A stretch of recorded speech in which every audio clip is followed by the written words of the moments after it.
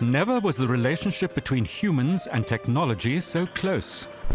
But for cyborgs, it's not close enough. They merge their bodies with technology. I'm a cyborg, so I've created a new sense and a new organ, and I've designed my perception of reality. I have an implant here, and I use my implant on a daily basis. Without it being medically necessary, cyborgs inject magnets into their fingers, plant chips under their skin. They implant technology. We're not simply loonies with crazy ideas, we're people who are trying to shape the future. Now we do like 100 a month, maybe? So the exponential growth is catching on. So as soon as there's 100,000 users, we're gonna have 200K, 400K, 800K, 2 million, 8 million, 16 million. Will it be normal in the future to upgrade our bodies, or are we already there?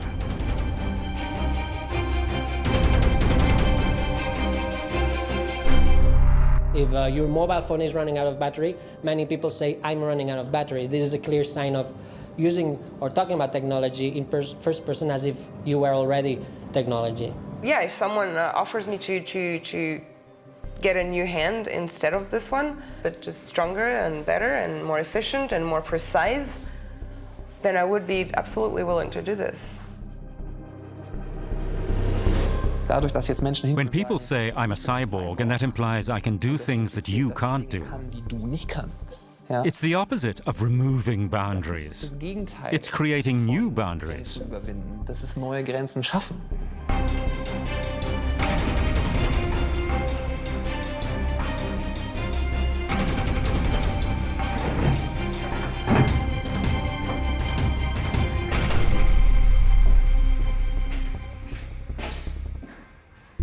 Neil Harbison is, as he says, the world's first officially recognized cyborg.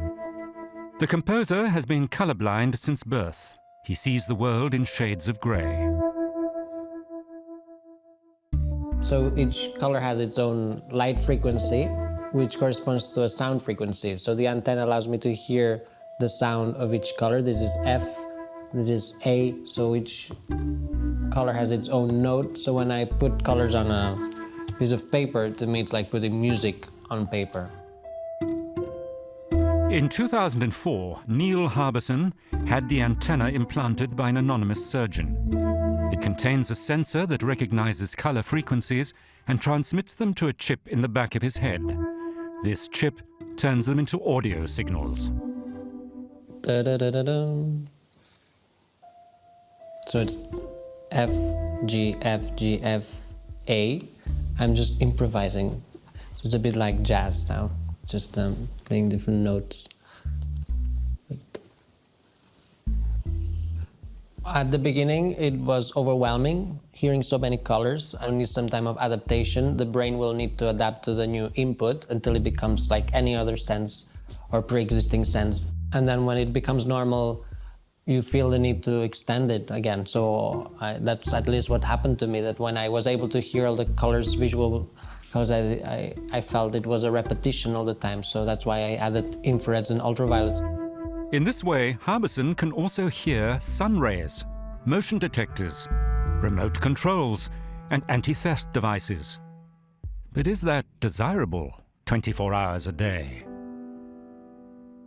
So the antenna is always on, there's no switch. At night, when I turn off the lights, there's usually no color, so there's silence, but the internet is on, so people can still send colors to my head while I'm asleep. So if this happens, they can color my dreams.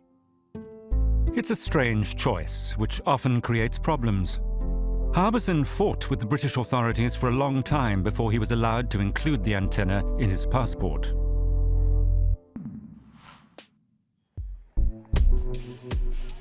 Well, the biggest struggle of being a cyborg is society. It's people who are not tolerant to one's decision. It's hard. Sometimes it's just also people who really think that we are against nature and against humans and against God. I think that's an interesting thing.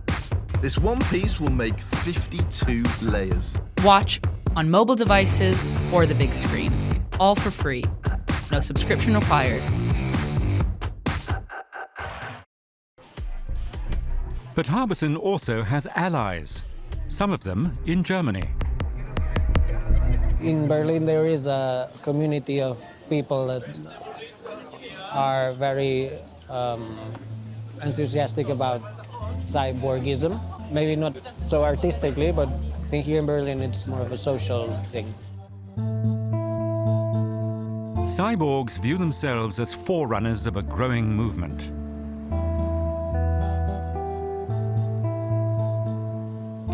Oliver Vark-Jürgensen belongs to the Berlin Cyborg Society. Cyborgs need vitamins too. Vark-Jürgensen is a chocolate maker and member of the Pirate Party, and he intends to turn himself into a cyborg.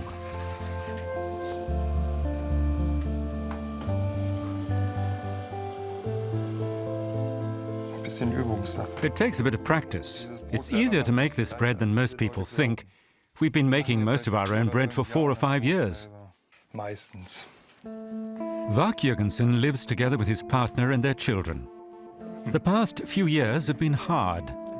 Vark-Jürgensen suffers from arthritis. He already has 2 artificial knees and an artificial hip. And although he's just managing to walk again, it'll soon be time for another hip. He wants to upgrade this one.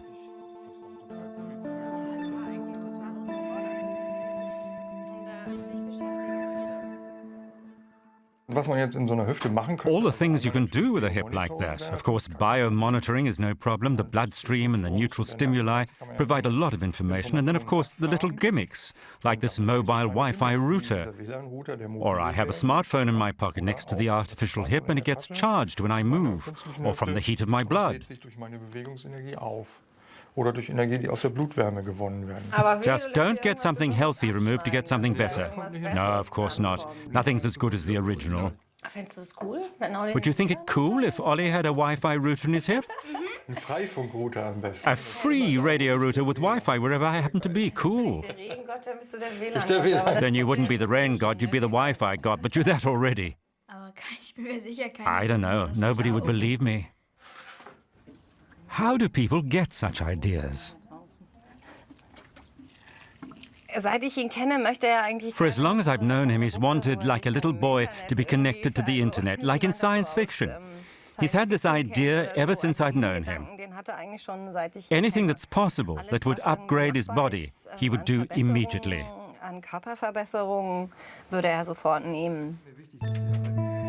When Oliver Vark-Jürgensen received his 3 artificial joints, he associated the operations with pain and feeling old. It would be different if they built in a wireless charger for his smartphone, he says. That would be cool. A form of avant-garde, blazing a trail. It would take a lot of pressure off me. Of course, on the one hand, this is the 4th time, so I know what to expect. But if they were going to build in some gimmick, it would make it easier. But German law does not permit implants with supplementary functions. So Vark-Jürgensen has been in direct contact with manufacturers for months. In Germany, an implant is just an implant. You don't play with it. That's the current view. And of course, it has to be cracked.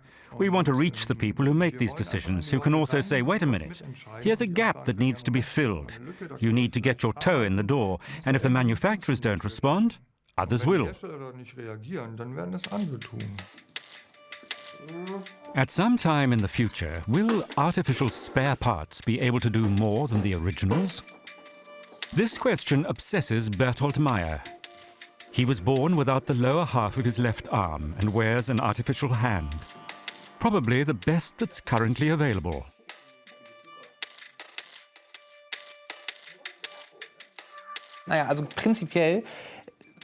Basically, the artificial hand can't do anything that my right hand can't do, with one exception. I can twist the artificial one 360 degrees. Continuously, but that's not very practical. I always say it's my party trick. But it's also very interesting theoretically because, of course, it shows that even an artificial limb, which in many ways is not as good as the original, can be better in other areas in very specific abilities. Tatsächlich besser sein kann als das Original. Berthold Meyer is a social psychologist at the Technical University in Chemnitz. He focuses on people who want artificial body parts, even though they are perfectly healthy. Ich finde es schon ein bisschen komisch. I think it's a bit strange when people say, theoretically, I'm ready to replace a healthy body part with an artificial one because it would make me somehow better. Weil ich dann irgendwie besser wäre, wo ich denke, I think, well, frankly, being 100% healthy is a privilege that I don't have. So I think perhaps you should be a bit more aware of what a privilege that is that you enjoy. Was für ein Privileg das ist, was du genießt. Humans are weak, vulnerable, and forgetful. Technology is supposed to liberate them from nature's limitations. But why take tools in your hands when you can carry them inside yourself? Is this the next logical step to upgrade humans? To become stronger, faster, more perfect? Is this the end of human weakness or the beginning of the end of humanity?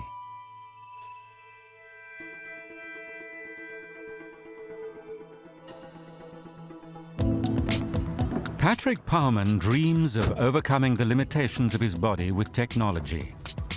As a small step in this direction, he inserts micro-implants into his body.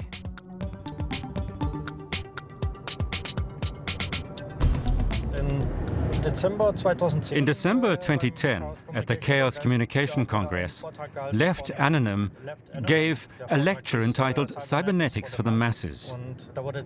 He explained how you can perform your own implantations at very little cost. The lecture mentioned magnet implants and RFID implants. I became very curious about how magnetic and electromagnetic fields would feel. Then I decided to do it.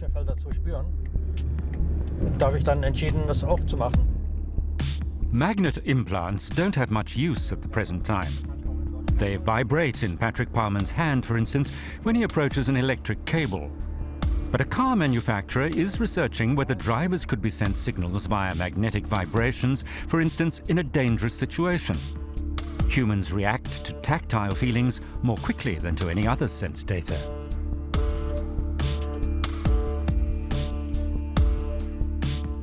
Patrick Paumann lives in Heerlen, on the German-Dutch border. He now has 5 magnets and 6 chips in his body. Each chip has its own function. I have the advantage that I can never lose my keys or have them stolen from me. I can never lock myself out. It makes life easier. When my hands are full, I don't have to dig into my trouser pockets to find my keys. And look, which key do I need for the door? With another chip, Paumann can log on to his computer. The chips operate with the technology known as RFID, radio frequency identification. It allows data to be transmitted over a short distance without a battery. Paumann has already ordered another chip. It apparently has its own apps by means of which messages can be encoded and payments made. So far, Paumann only knows the chip from the internet. Some people have had the idea of making glasses, lasering eyes, developing hearing implants. We keep developing. The aim is to make life simpler. I only see advantages.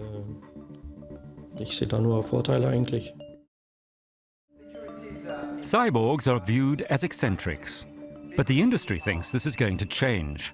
Neil Harbison is often invited to talk to telecommunications companies. A sensational presentation here on the stage. I'm delighted that he's here, Neil Harbison.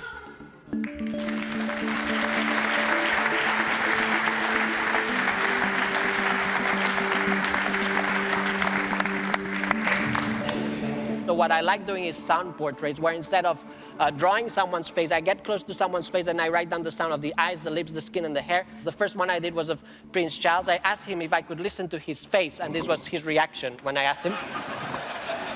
Each person sounds different. Judi Dench has silent hair, for example. Al Gore has different nodes in his eyes, different shades of turquoise. Steve Rice has a melody in his eyes because he has like a small pattern. Moby has one note less. He has no hair, so he has less sounds. Woody Allen, like a soft painting, very unsaturated. Neil Harbison makes a good living from his lectures, his cyborg existence. Is it just clever self-promotion, or is he really a social pioneer?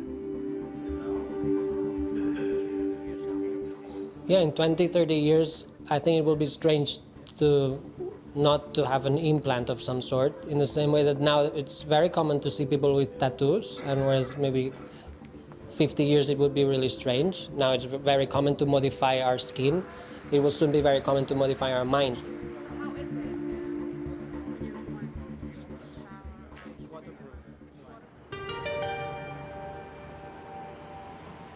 But a practical problem for cyborgs is the implantation itself. Doctors are not permitted to perform non-medical operations. So Hike Kiekenup is kept busy. The piercer turns humans into cyborgs. Today, it's Lucia Diebler's turn. She wants to have a magnet implanted in her hand.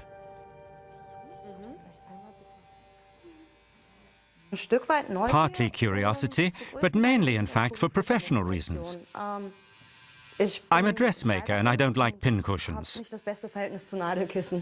So a small magnet here on my hand will be very useful. Cutting your skin for such trifling reasons is surprising. But the piercer, Hike Kiekenup, hasn't taken the Hippocratic Oath and can help.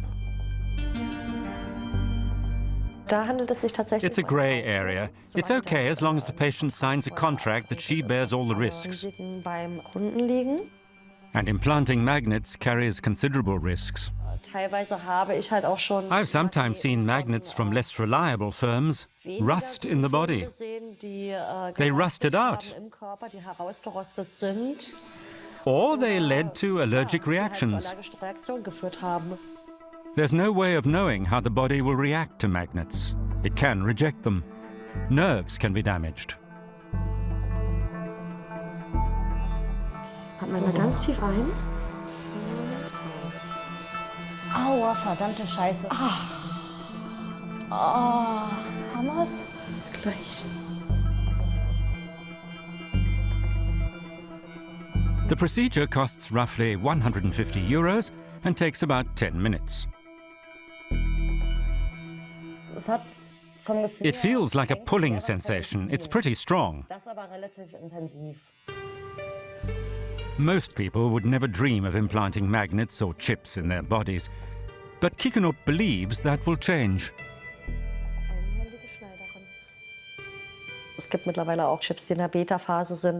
There are now chips in the beta phase that are more functional. And I can see that in 2, 5, maybe 10 years, much more useful implants will be invented.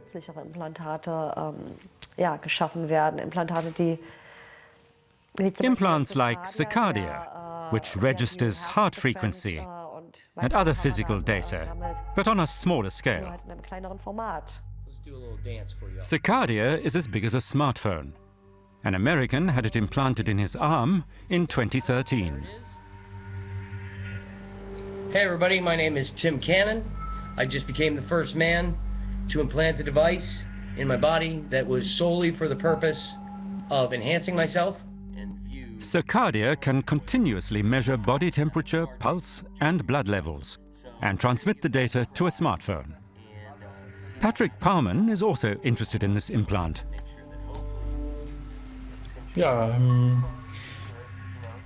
I've met Tim. He didn't have the implant any longer. From what I see on the internet, it's quite big. It looks creepy and was dangerous. The batteries in Circadia may have leaked. That's why Tim Cannon had it removed after 3 months. But he wanted to show what's possible. Similar implants are available on a smaller scale. I have an implant in my lower arm which measures my body temperature. There's a temperature sensor inside.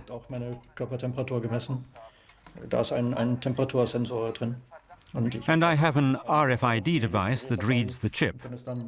It displays the serial number and the temperature in my lower arm.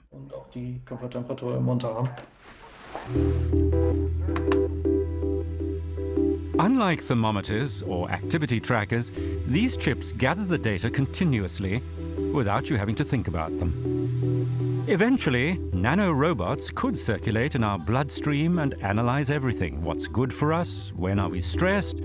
We could continuously monitor our health and detect diseases before they develop.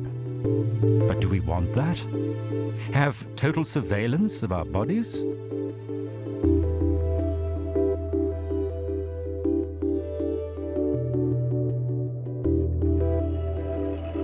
Patrick Palman is still waiting for the new chip he ordered. It will enable him to encode data. He now wants to further develop the chips himself. He goes to Hackspace, a meeting point for technology freaks in Heerlen. Palman founded it himself.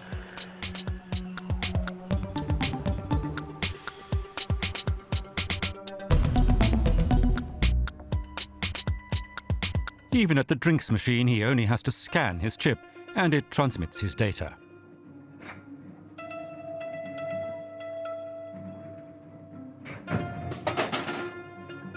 Palman and his friends want to get more and more out of each device. I want to lock and unlock my car without using a key. If you accidentally feed current into this white wire, you break the device. This could go wrong.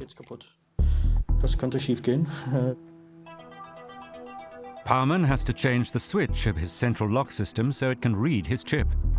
He tinkers with the device for 5 hours.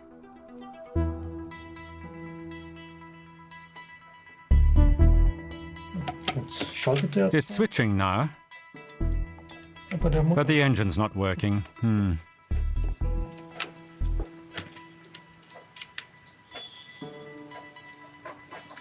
Joshua, jij weet wat van elektronica?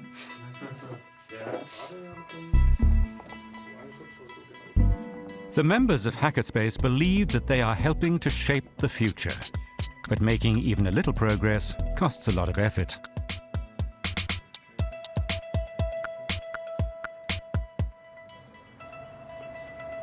A few hours later, Palman succeeds. The central locking system can now read his chip. Now it has to be installed in the car.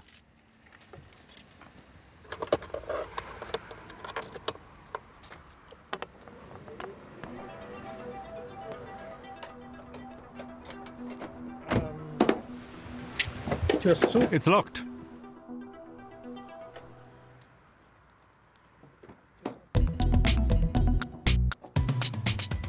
Great, now I can throw away the keys. Once again, Palman has improved his life a little. Now he just has to wait for the chip he ordered from the USA.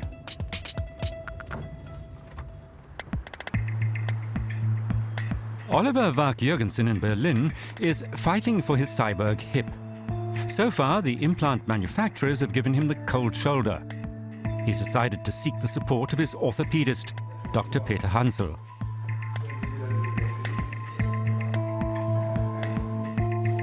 Would he agree to implant a hip with which Vark-Jurgensen could charge his mobile, with the energy produced by his movements, or one containing a mobile Wi-Fi router?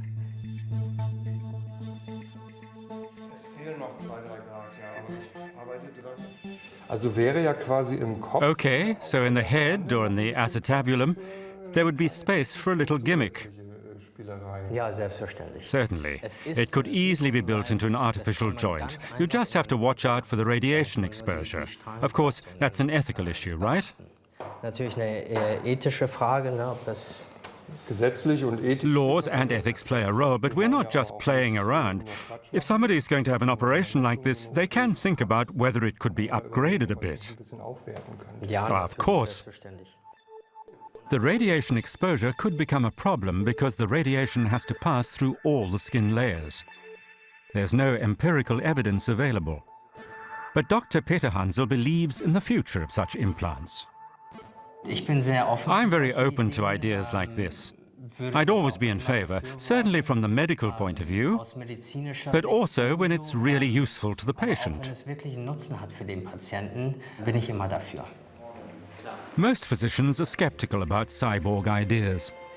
It's the first time Varg Jørgensen has received support from a doctor. He has contacts among the manufacturers, and he could help us convince them that it wouldn't be just a party game, but something for the future.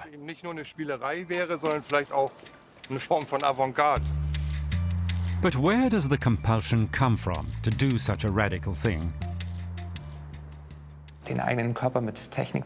Equipping your body with technology is a way of making it more efficient and appearing more efficient, and perhaps of increasing your own value a bit.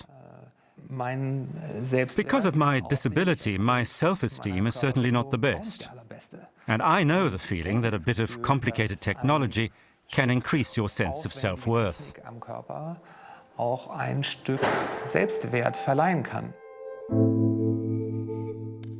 Humans become designers of their own bodies. When everybody immediately knows everything about everyone else, when little robots inside us watch over our blood, and when there's no difference anymore between online and offline, a new human era will start. Will it be like when humans first invented tools and life became easier? Or will it be a competition for the best implant? What will happen if some people refuse to have them? Will it produce a division, like between rich and poor, between upper and lower class?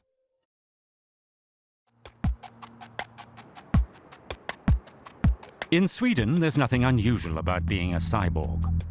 A Stockholm media enterprise is holding an implantation party. It has invited the artistic crowd. They can upgrade their bodies at the party. It was Hannes Sjöboth's idea. He is the founder of a biohacker group. Biohackers refuse to accept biology and the limitations of nature. They want to upgrade their bodies with technology. Today, Sjöboth is promoting RFID chips, the same chips that Patrick Palman carries in his body.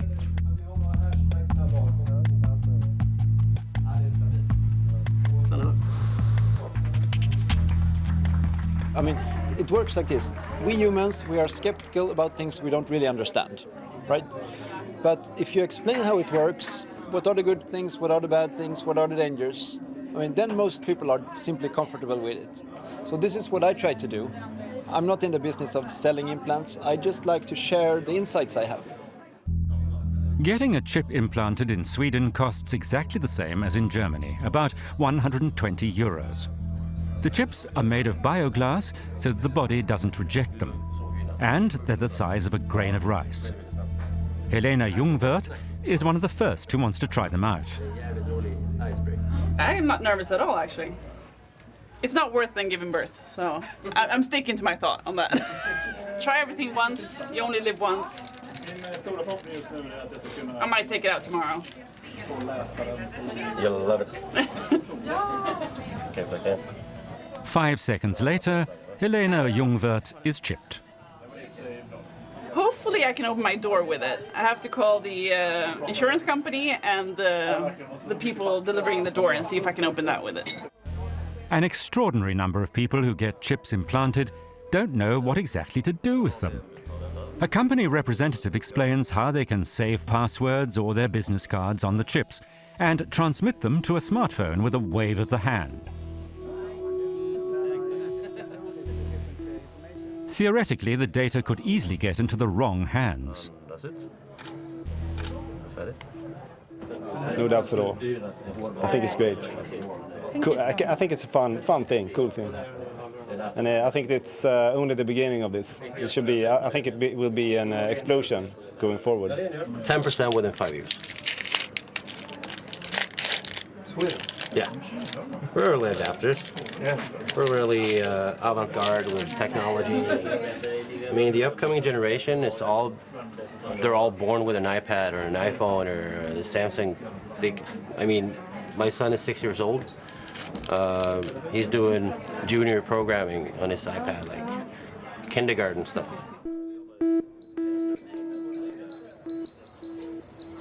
The public transport company in Stockholm is even considering letting passengers pay for their tickets with implanted chips. Helena Ljungwirth, who has just received her first chip, thinks that's a great idea. I lose my things all the time. I lose my passport, I lose my bus card, my keys, my card to the gym. If everything could be in one place, that would be amazing.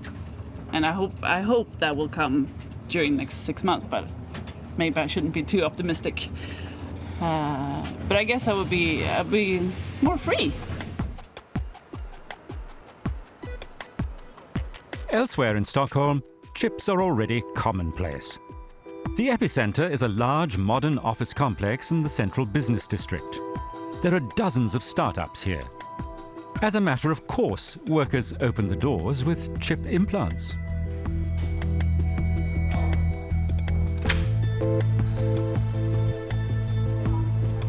It was Hannes Sjöblatt's idea. He was host at the implantation party, and he's the building's innovative spirit. I want to question the status quo.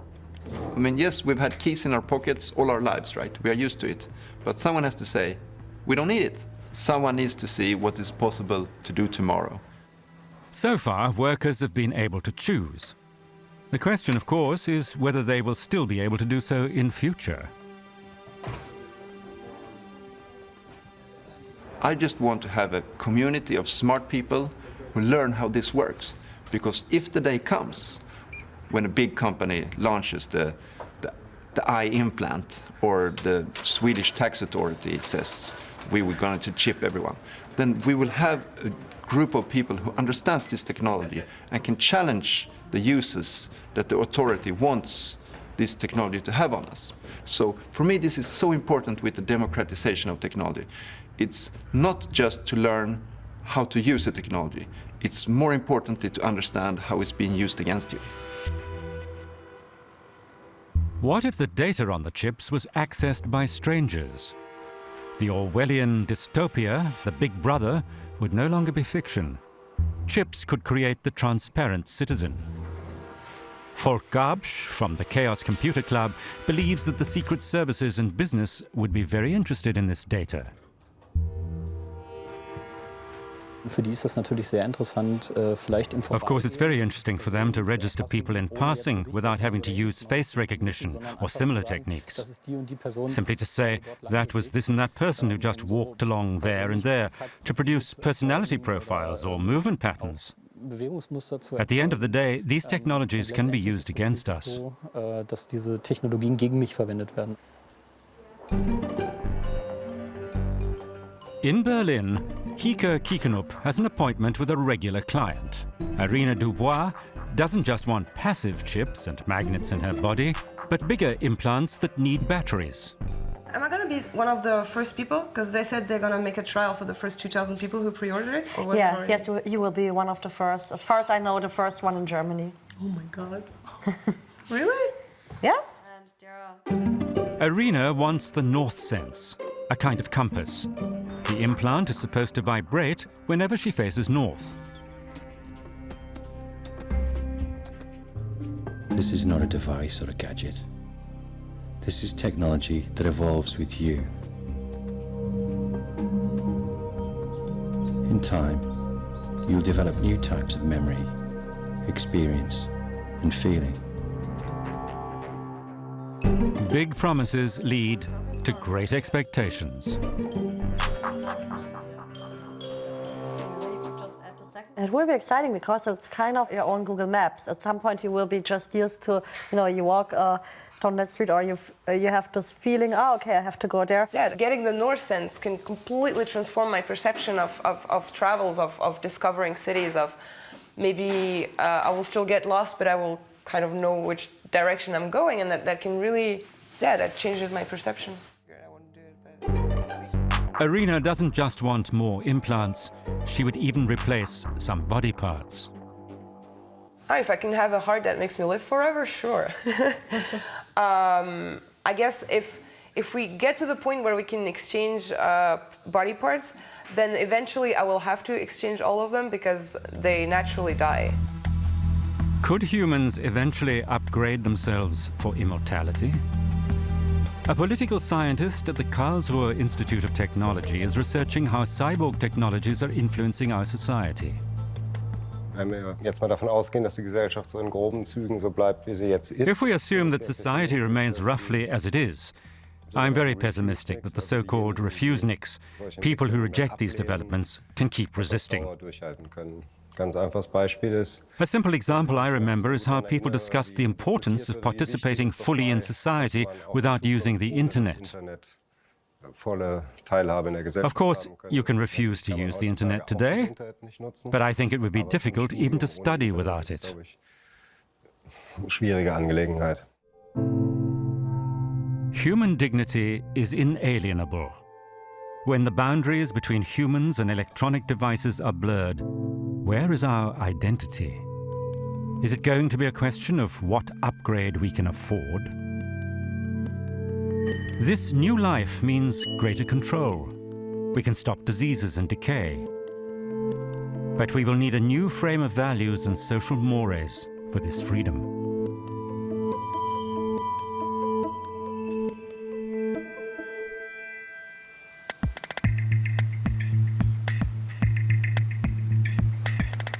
Things are not looking good for Oliver Bach-Jürgensen and his cyborg hip.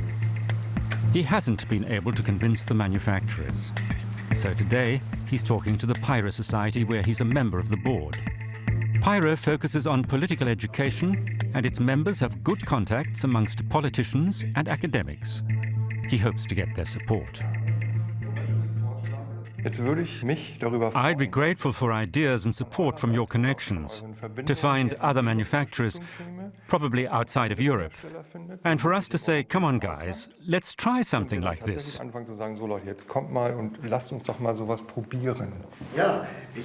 I don't understand why you want to reach the manufacturers.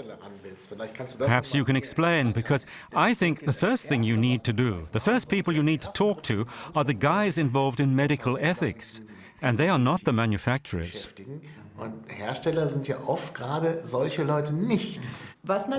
Another issue, of course, is the legal aspect. Apart from the ethics experts, the lawyers.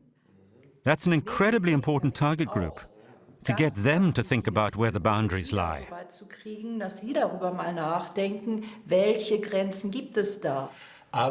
You should really be having this discussion with technologists, doctors, and ethical experts. And not just for a matinee, but a whole workshop. I think that could trigger a social debate. We would support you. I said this from the start. It's our issue, our new big issue. Great, thank you. Your reaction's cool.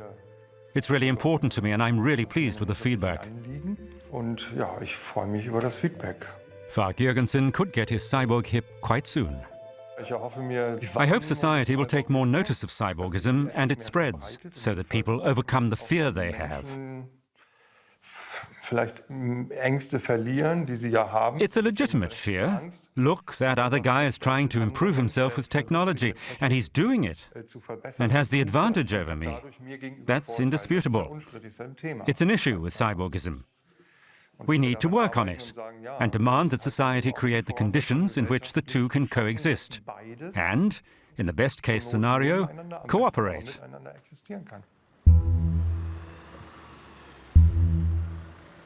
Patrick Paumann has been waiting for this day for months.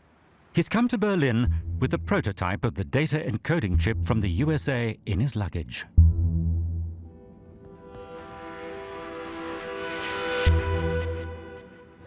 I'm very excited. I haven't been able to test it yet. I hope everything works out. Paumann wants to get the implant done in Hika Kirkenup's piercing studio.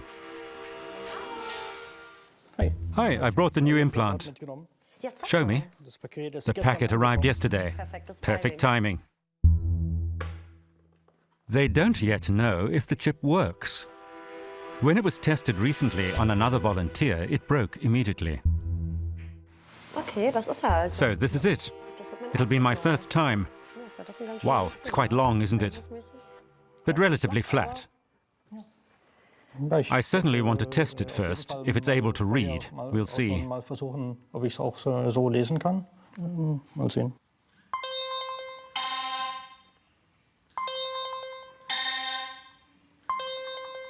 Was heißt das? What does that mean? No? Sorry. Tag communication was interrupted. Also, Now it's reading. Yes? Ja. It's been recognized as an NXP Smart MC chip. So it's all systems go. The prototype chip is exceptionally large. It can't be injected under the skin like most of the other chips Parman has. What implants do you have now? Only the NFC chip.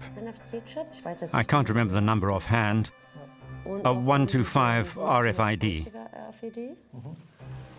glaube, das war RFID. So. The procedure takes 45 minutes. Then Parman has the 12th implant in his body.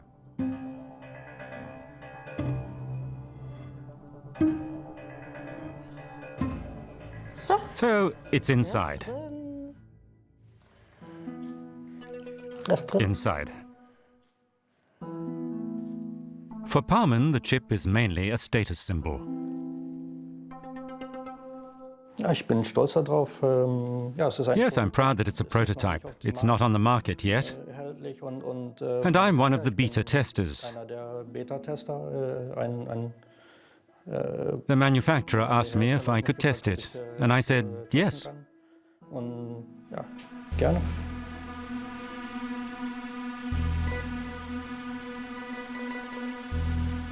Parman can now encode with the chip and eventually perhaps even pay with it.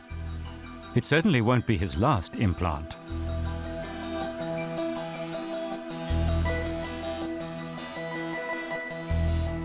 Neil Harbison also has plans. He wants to receive an implant that is entirely new.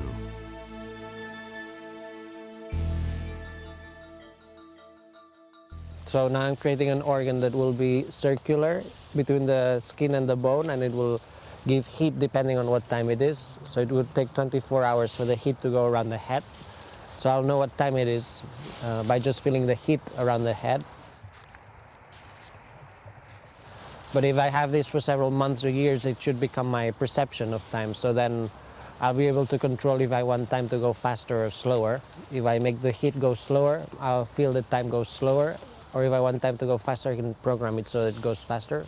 If I make it go twice forward or backwards. So it's taking Einstein's theory of time relativity into a sense, into an organ, to see whether or not you can control your perception of time if you have an organ for time. It's doubtful whether we can really manipulate our sense of time like that. But what's certain is that cyborg technologies will change our society. Imagine two persons meeting in the future. What will the interaction be like? So possibly, let's say we have implant technology that logs the different processes that is going on in the body. Someone is stressed, someone is happy, someone is angry, someone is in love. And imagine the ability to share this information directly inside someone else. I think this would create a greater understanding between people and a greater understanding for what another person is feeling and going through. And I hope that this will make us more ethical persons if we have a greater understanding for each other.